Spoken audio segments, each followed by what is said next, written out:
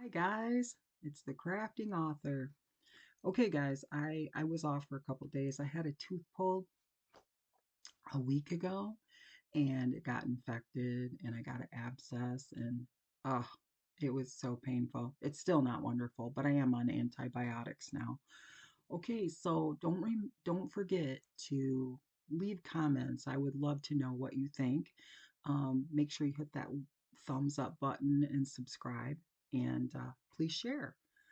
Okay, in our last reading, um, Alden's daughter, Franny, explained kissing to her father at the dinner table.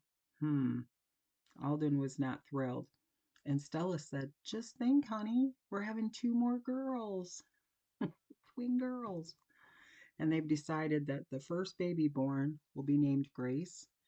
And they're going to go with the alphabet, so AJ, Ben, Caleb, David, Elijah, Franny, and then it will be Grace and Hannah, the two girls. So alphabetical. Okay, so we are now on episode 43, Total Bed Rest. Ooh, that's not good. Dr. Wills checked Stella over. She was coming in twice a week now. She had 6 weeks to go, but Dr. Wills was getting nervous. Total bed rest now, Stella. I mean it. Alden, I expect you to make sure she stays put. She still has 6 weeks left, and we want those girls to stay in there as long as possible. Alden shook his head in agreement. She will not be doing anything, not one thing. You have my word, Alden promised. Stella's mouth fell open in outrage. Doc, I will lose my mind. I cannot sit around for 6 weeks, Stella cried. Dr. Wells looked stern. You can and you will stay down. It will all be worth it. Enjoy it while it lasts. Sleep, watch TV, binge watch your favorite series, and rest. Dr. Wells ripped off a script, handing it to Stella. She turned it around and read it. Stella rolled her eyes at what it said. 6 weeks of bed rest, and that is an order. Stella waved the script at him. Really, Doc? You felt the need to put it in writing? Stella said with sarcasm. Dr. Wills grinned at Stella. I figure you are so stubborn that you would need it in writing. I could force you to sign a contract. Maybe that would slow you down. Stella rolled her eyes. Alden grinned. On the way home, Alden stopped at the grocery store in White Cloud. He picked up a bunch of snacks, bought some paperbacks, a deck of cards, and some bunny slippers. Stella's feet were so swollen she was happy to see that gift. Plus, seeing her feet was impossible anyway. She loved the fact that she only had to slip them on. Once home, Alden put Stella to bed. He fussed and threatened Stella until she finally gave in. Stella glared at Alden. Just so you know, I will be getting up to use the bathroom quite often. I can occasionally walk out and see what is going on in the world. I may wish to lay on the couch so I can be a part of this family. I am not going to stay in this bedroom and go crazy looking at the same four walls. Alden nodded. Sweetie, I have no problem with you using the bathroom. Things could get a bit messy around here. Also, I have no problem with you laying on the couch. I just want you to rest and relax. Let your family take care of you right now. Alden handed Stella a cute bell. When she jiggled it, it made a sweet musical jingle. Stella placed it on the end table. She would probably never use it, but it was very pretty. It was made of white porcelain. It had various farm animals around the bottom edge of the bell, and a beautiful little girl carrying a shepherd's hook, caring for them all. Stella had been on bed rest for only a week, and she literally wanted to turn violent. Alden called Chuck in to take over the farm chores. AJ and the rest of the boys jumped in to help. Alden stayed home 24/7. Stella groaned just thinking about that. She loved the man, but irritation was running close behind love. Stella got so sick of Alden bugging her that she decided to get even. She picked up her exceptionally beautiful bell and gave it a strong jingle. Alden came running into the living room. He was slightly out of breath, but she was impressed with his speed. Stella groaned dramatically. Alden was at her side quickly. Babe, are you in labor? Alden asked a bit frantically. Stella glared up at him. No, I'm not in labor. I am thirsty. My glass is bone dry. Could you please get me a drink? Stella asked sweetly. Alden smiled. Absolutely, babe, no problem. Alden went to the kitchen. He came back with a tall glass of ice water. Stella said thank you, but then she looked sad. Honey, what's wrong? You do not want ice water? Alden asked. I don't want to be a bother, Stella said tentatively. You are not a bother. What would you like? Alden questioned. Well, these are the big square ice cubes. Don't we have those little pellet ice balls? I just love those. That cool ice maker that Nettie and Pop got us is so awesome. Alden nodded. I forgot about that thing. Yes, it is plugged in and working. I'll just go change this out for you. Alden came back with her glass of ice water with the cool ice pellets. Stella waited for Alden to leave. She waited about 5 minutes and she jingled her bell again. Alden came back in. He did not look quite as happy as before. What did I forget, honey? Alden asked. I am so hungry. Could you make me a snack? I just do not think these baby girls are going to wait for dinner. What kind of snack? Alden wanted to know. Fresh veggies with ranch dressing. That sounds so good. Plus, it is good for the babies. Alden nodded. He seemed a bit stressed. Okay, I'm on it, but I need to throw the last load of laundry in. Plus, dinner is in the crock pot. I will make you some veggies. You are right. That is a very healthy snack. Alden left. He eventually came back with her plate of fresh, raw vegetables. The ranch was poured on the plate in a blob. Stella made a face. Now what is wrong, Stella? Alden questioned. Well, I usually put the ranch in a small condiment cup. This is okay. I will make do. Alden sighed. He grabbed the plate and walked briskly back into the kitchen. Stella heard cupboards opening and closing with a bit of force. Stella knew she was being bad, but she was kind of mad at him. Ugh, now she was starting to feel guilty. Alden came back with her plate. Her ranch was in a condiment cup on the side of her plate. Alden had taken a radish and cut it to make it look like a flower. Alden had zigzagged around the center of a tomato, too. He pulled the two halves apart and placed chicken salad in the center of the fancy tomato. On the side of the plate, he even added some of her favorite crackers. The plate was incredibly beautiful. Stella stared down at the plate. She felt tears gather. She started to wipe at her tears. She tried hard to hide them, but there was just no way. Alden took the plate and laid it on the coffee table. He sat on the edge of the couch. Alden placed his finger under Stella's chin so she would look up at him. He leaned in slowly and gently placed his lips on hers. Alden's kiss finally registered with Stella. She put her arms up, circling Alden's neck. She kissed him back softly. Alden pulled her closer. He cupped her face, kissing her softly again, not with passion, just love and care. Stella leaned back. She eyed Alden with a slightly grumpy look on her face. Alden smiled. Is there anything else I can do for you, my love? Alden had a teasing glint in his eyes. Stella gasped. You knew what I was doing, didn't you? Stella demanded. Alden laughed and shook his head yes. But I love you. I know how hard this all is for you, and I am so sorry that you are so frustrated. So, yes, if I must make 20 trips back and forth to make you happy, then I will. Stella crossed her arms and made a harumping sound. Alden started to get up, but Stella grabbed him, throwing her arms around his neck again, kissing him madly. Alden grabbed Stella's arms and pulled them down. He gave her a severe look. Woman, you heard what the doctor said. No sex, no hanky-panky, no nothing. I am just a man. Don't you go getting me all worked up with nowhere to go. Alden stood up. He tossed Stella the remote and covered her with her thin couch blanket. Alden handed her the beautiful snack plate. Then he turned to leave. I love you, Alden. Alden turned around. I love you too. Alden was counting on his fingers. What are you doing? Stella asked. 5 weeks to go, then 6 more weeks. That is almost 3 months with no sex. Alden sighed a deep man sigh. Stella giggled. You know, sex is what got us into this situation in the first place. Stella arched her eyebrows at her husband. Alden shook his head. Do not remind me. Please, do not keep reminding me. Alden left the living room to finish up dinner. Stella busted a move on her snack plate. It was so good. Stella decided that she would give the bell a rest. After all, the poor man was working awfully hard. Stella munched happily. She turned on her favorite murder mystery series. She decided she would binge watch as many episodes as she could before the kids got home. Episode 44. Make Her Stop. It was Saturday, and all the chores were done. The kids were strolling back in for drinks and snacks.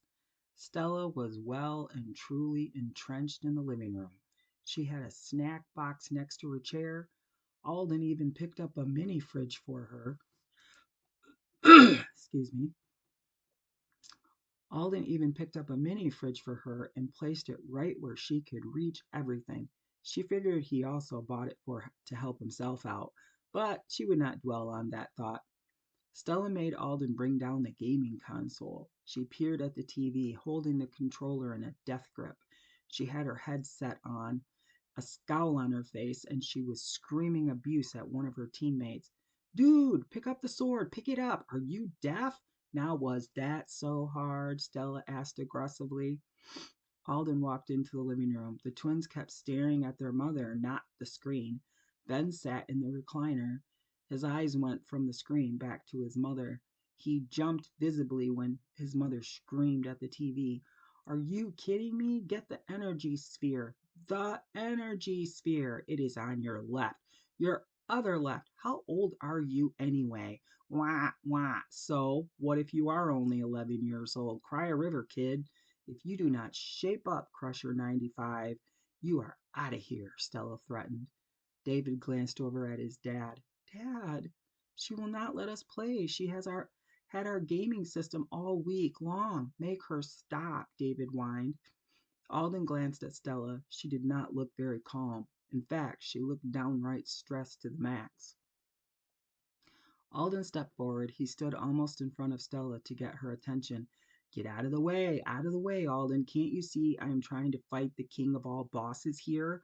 Stella waved her arms around wildly. She leaned to look around Alden. Her hair was a mess. She needed a shower, and he was sure she had been in those same clothes for a bit longer than she should have. Alden was about to shut the TV off when someone knocked on the door. Before he made it to the door, his mom and dad strolled in. Alden was relieved. Thank heavens you are here, Mom, Alden exclaimed. What am I, nobody? You're only happy to see your mom? Pop groused. Oh, yeah, hi, Dad. I'm super glad you're here also, Alden said in a rush. Alden turned back to his mom. Mom, Stella has become addicted to video games. None of us can peel her hands off the controller. She shouts and screams at the TV. Between you and me, she is starting to smell like Dad when he was retired from bathing, Alden explained. Nettie grinned. She wandered into the living room, peeking in at her daughter-in-law. Nettie strolled back to Alden. She couldn't help smiling at Stella's ranting. Son, something is not going according to plan in that game. Your wife is losing her mind. You are right about one thing. She is giving off quite an odor, Nettie replied. The twins wandered in. You want us to douse her with the hose like we did Pop? Caleb asked. Alden rolled his eyes. As tempting as that is, boys. No, Alden said. The twins looked bummed. We just want to play our video games. Mama's going over the edge, Dad, David exclaimed. Caleb agreed. Crusher 95 is crying. He is a cool dude. He is a good gamer, and Mom made him cry. Crusher's mom got on the line because he was crying. Her and Mom went at it for a bit. Mom told the lady her name and our address. Mom told her to come on over so they could settle things. Caleb whispered loudly. Please make her stop. She is ruining everything. We are not going to have any gaming friends by the time she is done with them all. Plus, she is playing under my avatar. She is going to get me beat up, David cried. Pop rubbed his hands together gleefully. This I must see. Maybe, if I'm lucky, she will make someone else cry. Pop's laugh could only be classified as evil. Nettie shook her head. Seriously? Seriously, Alden, you worry about your wife. Sorry, hold on a minute. Oh, sorry. Nettie shook her head. Seriously, Alden? You worry about your wife, but worry about me too. I am living with a madman. Alden smiled and hugged his mom. I love you, Mom. Everything's going to be okay, Alden murmured soothingly, using his four-step plan. Nettie pulled back. Do not spout that crap at me, Alden. Just so you know, when that man is completely senile, I have every intention of sending him to you to finish raising. Nettie sat down. Alden set a cup of coffee in front of her. His dad wandered back in, so he got him a cup too. Celie looked shell-shocked. Tarnation, my daughter-in-law is killing off her own teammates. It is a bloodbath in there. That girl is going to give me flashbacks. I may need to have my meds upped a bit. Wait till I tell the guys when we meet for coffee. Pop shook his head in wonder, chuckling at Stella's carnage. Alden grinned at his dad. It was true that his dad suffered from PTSD. At times he would go into a slump, he would get very jumpy, and he would at times isolate. It was at those times that the family had to band together to help him get through it. His mom had asked the VA for some sort of family counseling. She was told that there wasn't a lot of counseling for families through the VA. The woman she talked to told her that sadly, many veterans, by the time they sought help, did not have much family left. Many veterans were alone or homeless. Living with a veteran could be rough. Alden figured it was a good thing his mom was so tough. Seeley had a good sense of humor about his PTSD. At times he tried to make light or find humor in his situation. Alden could always tell when his dad was down. Those times were obvious. Pop started a coffee group for veterans. They meet every Monday and Thursday for coffee at Sally's restaurant in White Cloud. They became known as the Coffee Guys. What started out as a 2-day-a-week thing turned into an everyday thing. Alden figured it was good for them to get together. They loved teasing the waitresses, and the waitresses loved teasing them right back. Stella still raged in the living room. Then they heard her yelling at AJ. Give it back, AJ. I am your mother and I am the boss around here, not the other way around. No way, Mom. You need a break. This is officially an intervention, AJ announced. David and Caleb were jumping up and down with happiness. They did not have the controllers yet, but neither did their mother. Alden and his parents wandered into the living room. AJ was standing up with his arms straight up in the air, holding the controllers out of his mom's reach. Stella was standing, her belly protruding as she stretched to reach them. There was no way she could match AJ's height. Alden, James Westman, give me those controllers, Stella demanded. AJ shook his head. He wrinkled his nose at the stench his mom was giving off. Mom, do us all a favor and go take a shower. If you do not take a shower, I'm going to have the twins and Ben jump you, AJ threatened. AJ turned and sprinted up the stairs. The twins had the console unplugged, David had the cords, and Caleb hugged the console for dear life. They took off up the stairs. Unfortunately, they were side by side. They looked like bumper cars all the way upstairs. Not one of them listened to their mother's outrage. They never hesitated. They just ran faster. Stella stood in the middle of the living room, hands on her hips. Not one of those boys are listening to me. Alden, go make them give it back right now. Stella was furious. Alden walked up to Stella. He thought about hugging her, but honestly, she just smelled too bad. Babe, come with me. Let's get you in the shower. You reek, Alden complained. Stella looked crushed. What do you mean I reek? Stella questioned. Alden shook his head at his wife, plugged his nose, and took a step back. Babe, have you smelled yourself lately? What if you went into labor right this second? I am very sure Dr. Wills would pass out from the smell, Alden groused. Stella tried to look outraged at Alden's words.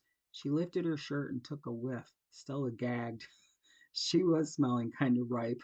Her hair was lying flat and lifeless. It did need a good washing. Stella could not remember the last time she had bathed. Stella sighed. Ugh, Stella moaned. Stella looked defeated. Showering is so hard. I cannot reach my feet. I cannot shave. It is just too much work. Stella sat down, looking like showering was the equivalent to climbing a mountain. Alden crouched down in front of Stella. I will help you, honey. Come on. I will get the shower going. When you are all nice and clean, you will feel so much better, Alden assured her.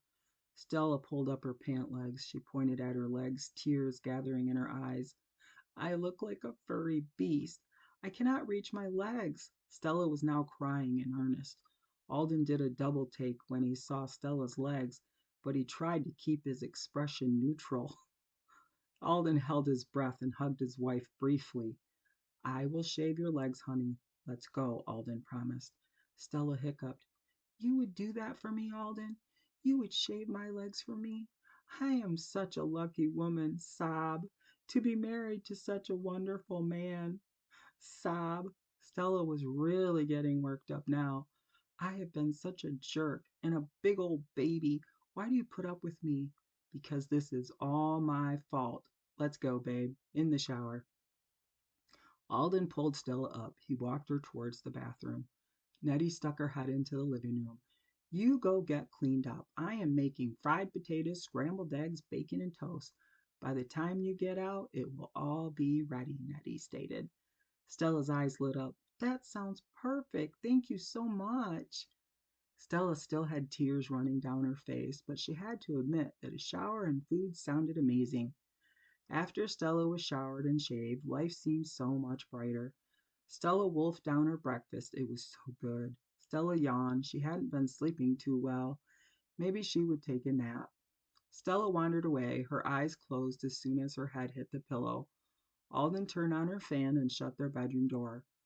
Alden went back out to the kitchen. He grabbed a towel and started wiping down the dishes that his mother was washing. Nettie arched one eyebrow at Alden. Well, I knew I raised you upright, son. Does my heart good to see you jumping in and taking on all this responsibility. Alden smiled. I remember what you used to say to me when I would complain about having to do dishes, which I thought was not a man's job, Alden chuckled. Alden went on to say, you told me that just because God made man in his image, that did not mean that your son was going to grow up thinking he was superior to women. Woman was made as a companion, not a footstool. When you get married, you become a team. You live in the house, you mess up the house, all jobs are equal. Nettie nodded. I remember, Alden. I also remember telling you that the best way to make your wife happy is to share in the burden of everyday life and everyday messes. Be a true mate, and you keep that woman for a lifetime. Nettie smiled. Alden nodded. I did not do so good for quite a few years, Mom. I messed up. I did not take your advice too well. Now I am jumping in with both feet. I love that woman more than she will ever know. For a minute there, for one awful moment, I thought she was done with me. I do not ever want to feel that way again, Alden declared. Nettie placed her hand on Alden's back. She rubbed her hand in a soothing circle. When you can see the error of your ways and you fix what you have broken, then in my mind, that makes you a man among men. I am enormously proud of you, son. I want to assure you that your dad and I are going to help you guys out as much as we can, especially after the girls are born, Nettie assured him. Alden shook his head back and forth and let out a long sigh. I am feeling old, Ma. I am excited to see our girls come into this world, but at the same time, I feel guilty because a part of me is terrified. I am worried that I am not up to this challenge, Alden admitted. His mother grinned. One day at a time, son. Alden and Nettie sat down with Pop after the dishes were done. They all sipped their after breakfast coffee. Nettie started chuckling. What is so funny, Mom? Alden asked. Your wife. She made an 11-year-old cry. She slaughtered her entire team.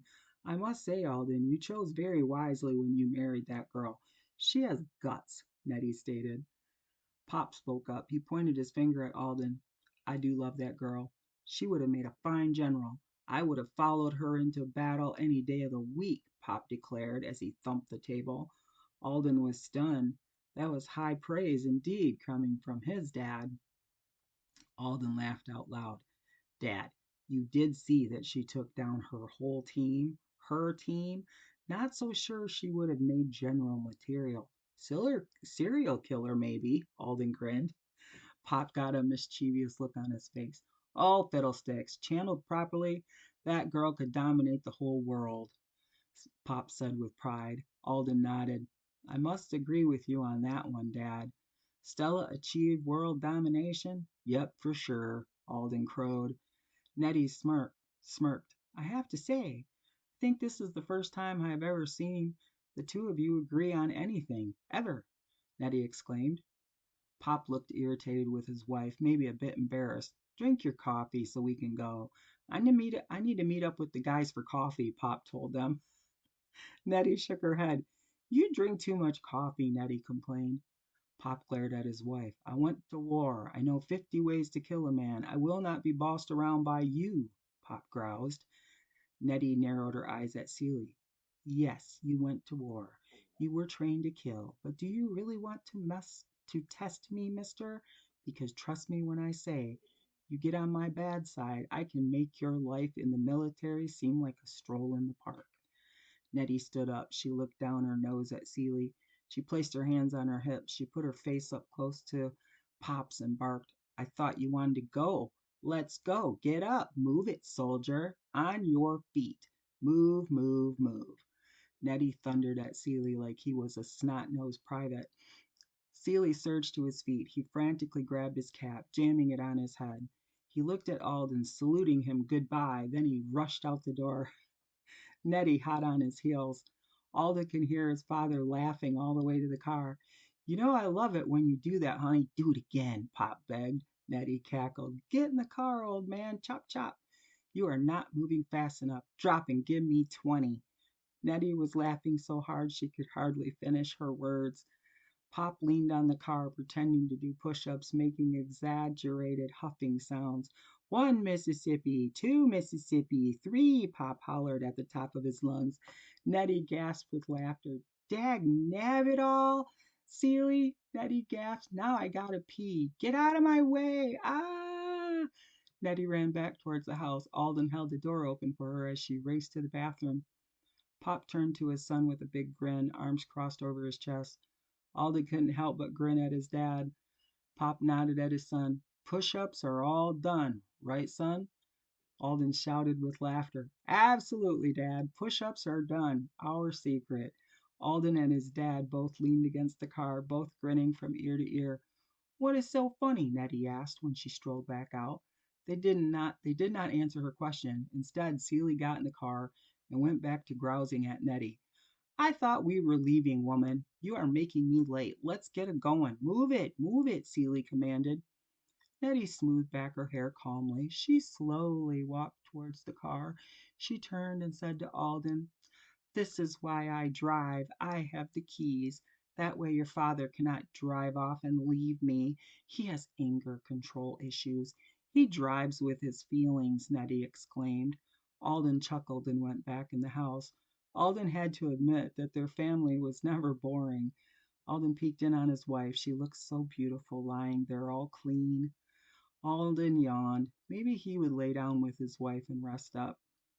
Franny was off at Maddie's house playing. Elijah was at Finn's house. Alden knew that the twins would not be leaving their video games for a couple of hours. He felt secure that the oldest two would keep an eye on them. Alden crawled in beside his wife. He scooted close to her, putting his arm around her waist, resting his hand on her rounded belly.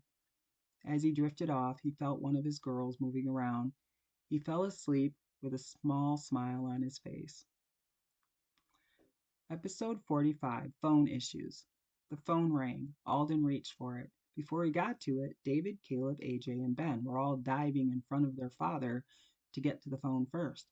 As the guys ran past Alden, he did a complete spin as they charged around and forward. What in the world is going on around here? Alden asked in amazement. The phone was lifted off its resting place by Caleb. Ben snatched it. David wrestled it away from him, and finally AJ miraculously ended up with it in his hand. AJ visibly calmed himself down. When he spoke, his voice was quietly controlled. Hello? AJ said in a very adult tone. AJ's face fell. Oh, it's only you, Pop. Yeah, Dad is right here. AJ looked bummed. All the boys looked disappointed. They followed their brother into the living room. Alden had no idea what was going on, but he intended on talking to his boys about not fighting over the phone. Hey, Dad, what's up? Alden asked. Alden stiffened at his dad's words. What? Is Mom okay? What happened? Alden asked frantically. The boys, hearing the concern in their dad's voice, rushed back to stand by him, waiting to hear what was going on. Stella heaved herself up off the couch, waddling over to find out what was wrong with Nettie. Okay, Dad, thank you so much for calling. Give Mom our love. Yep, talk to you soon. Bye, Dad. Alden hung up the phone. Everyone started talking at once, wanting to know what was wrong with Grandma.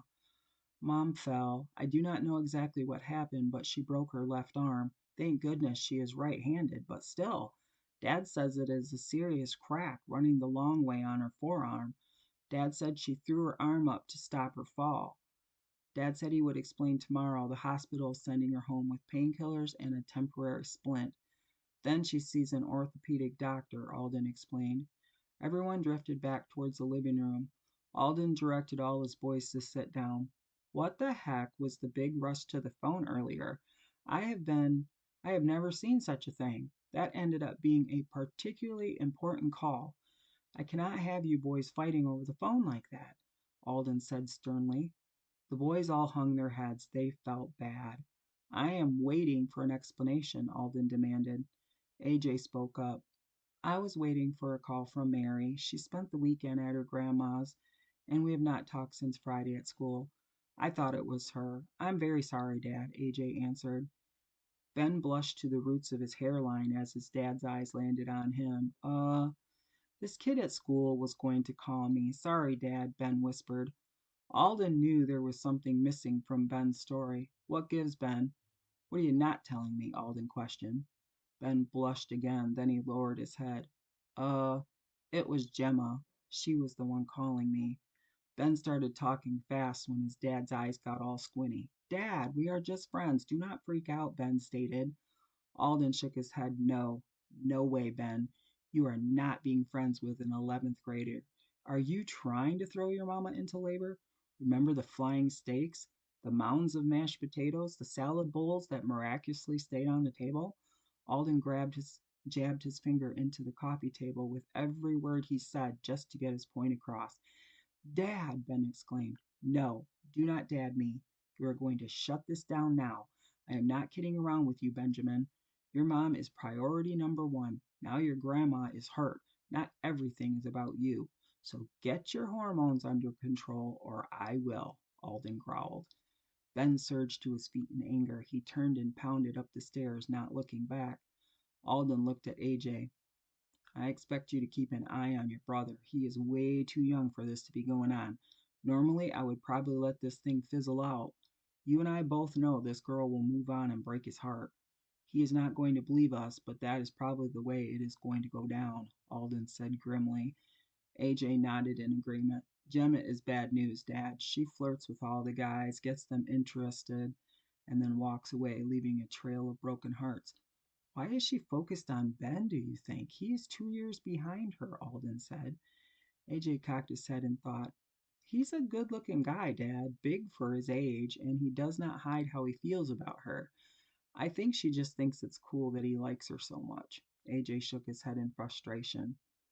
The thing is, Dad, she came on to me the other day. If I showed any interest in her, I think she would go out with me. But no way do I want that headache, AJ exclaimed. Alden nodded in agreement. Just keep a close eye on him. I hate to see him get hurt. But I would be more upset if they spent any alone time together, if you get my drift, Alden stated.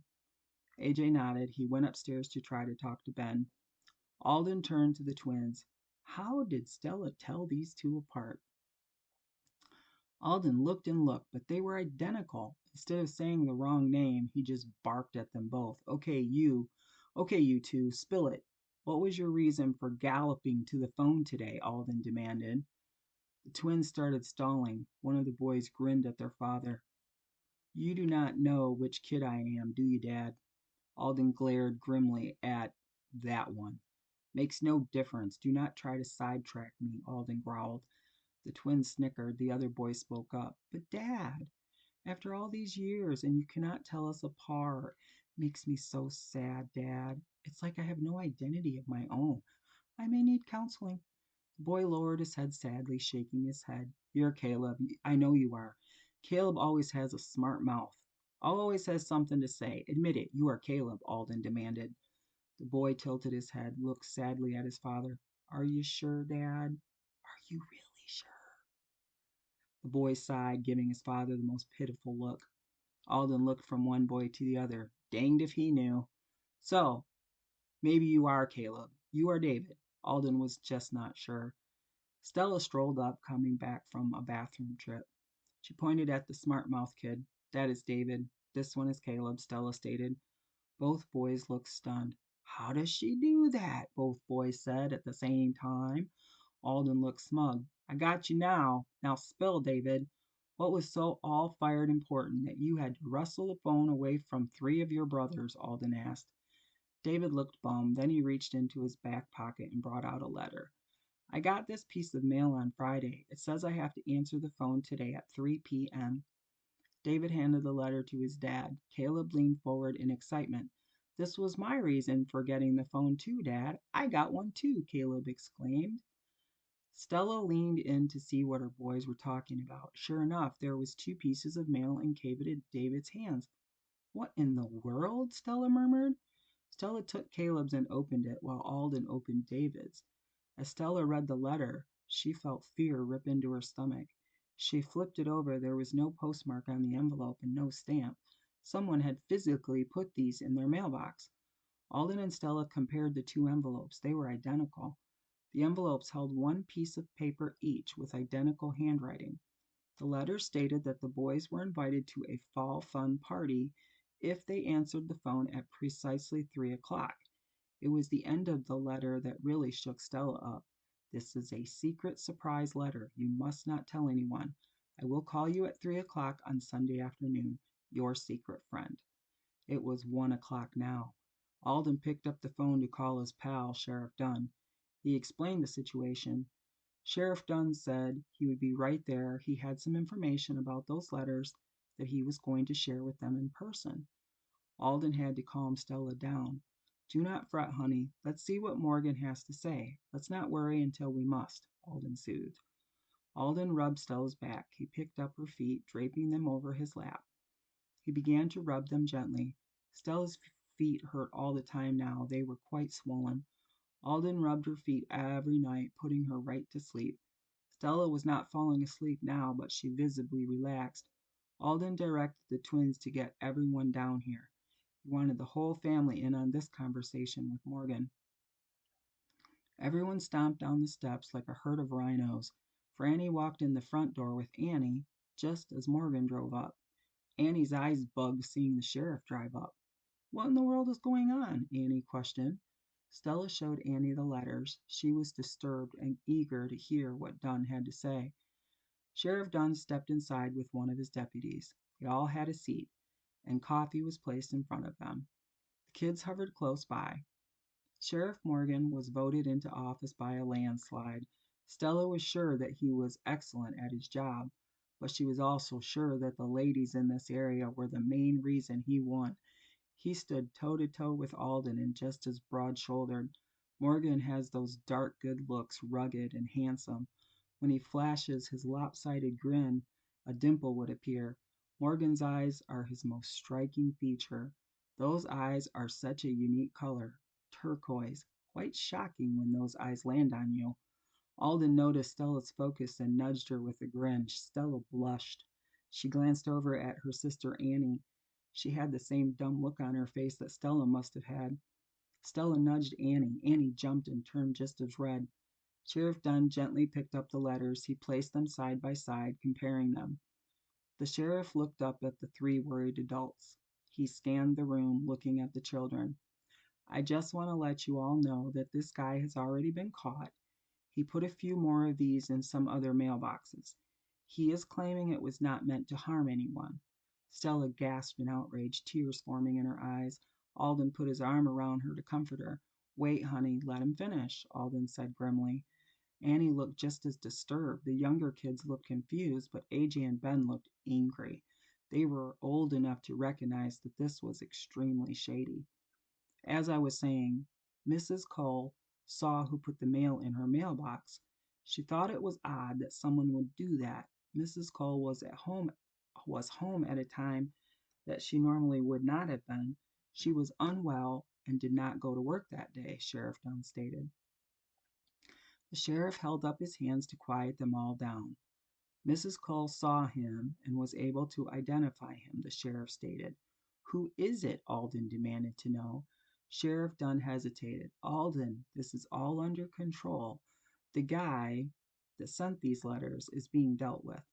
Stella stopped crying. Now she just looked like a mama bear ready to do battle to save her cubs.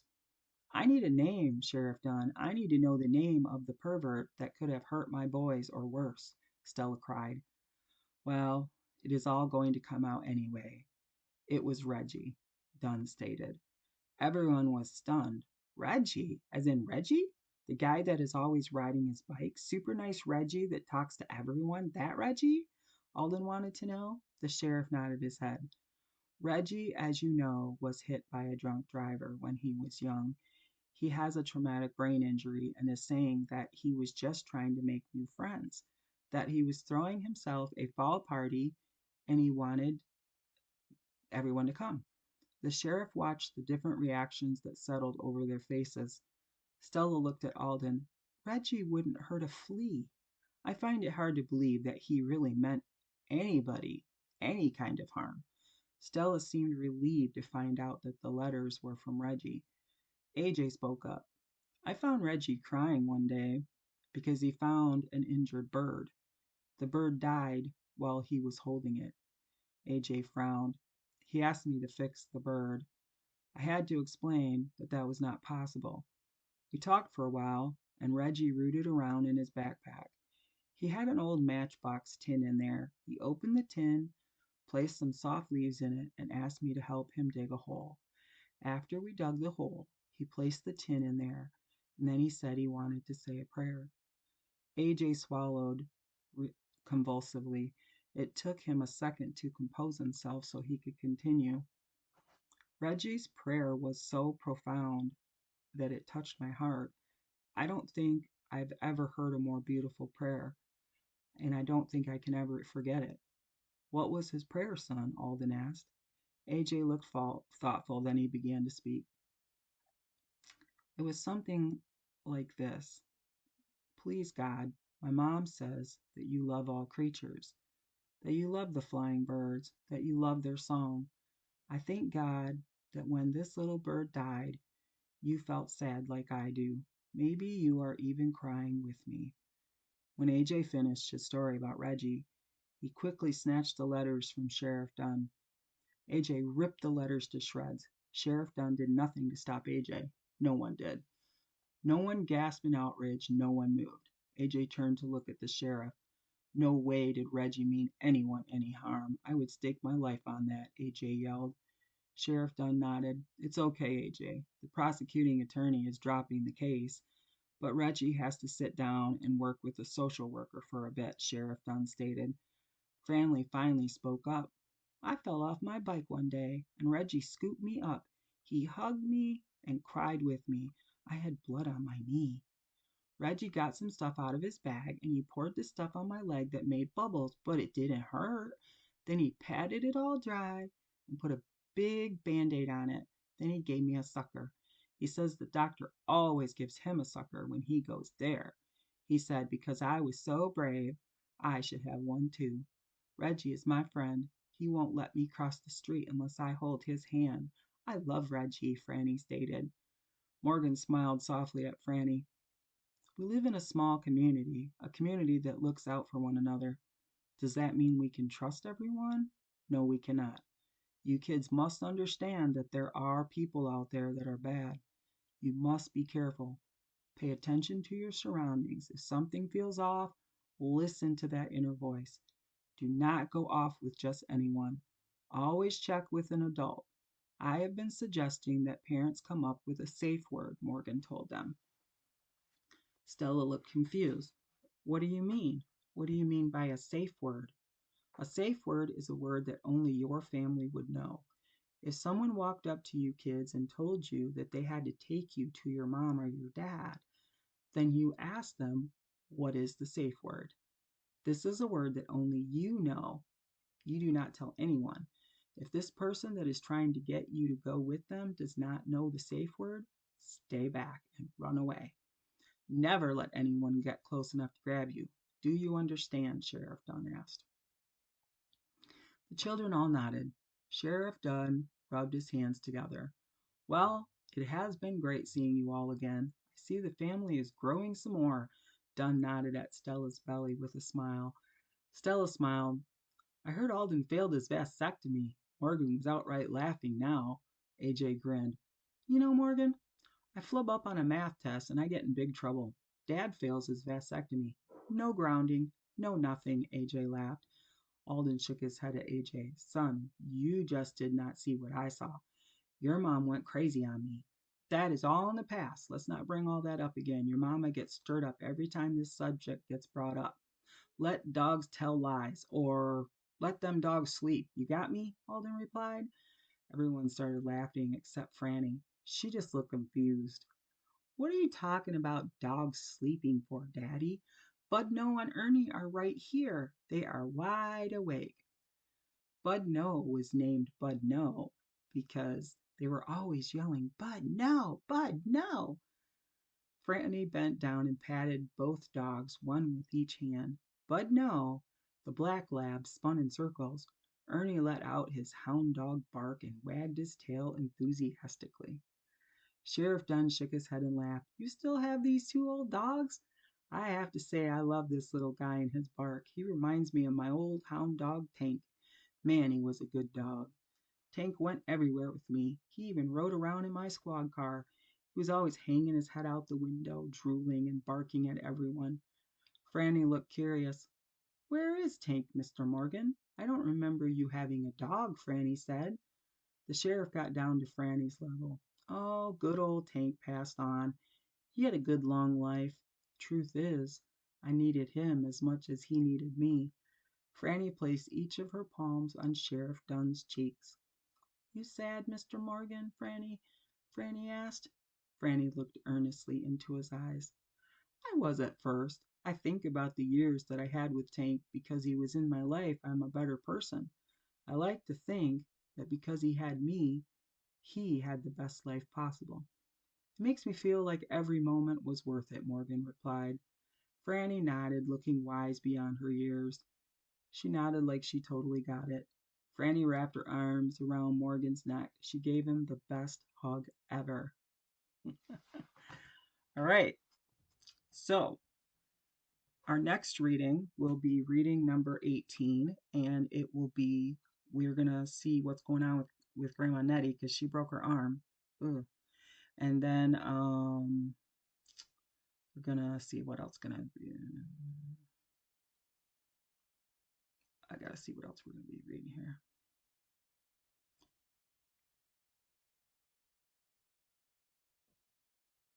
Sorry. Oh, and then we're gonna there's gonna be a little bit of sadness in the next episode too. So the kids are gonna be going through something. So stay tuned for next time. Remember to hit like, subscribe, and share, and leave comments. I would love to hear your comments. All right, have a great day. Bye.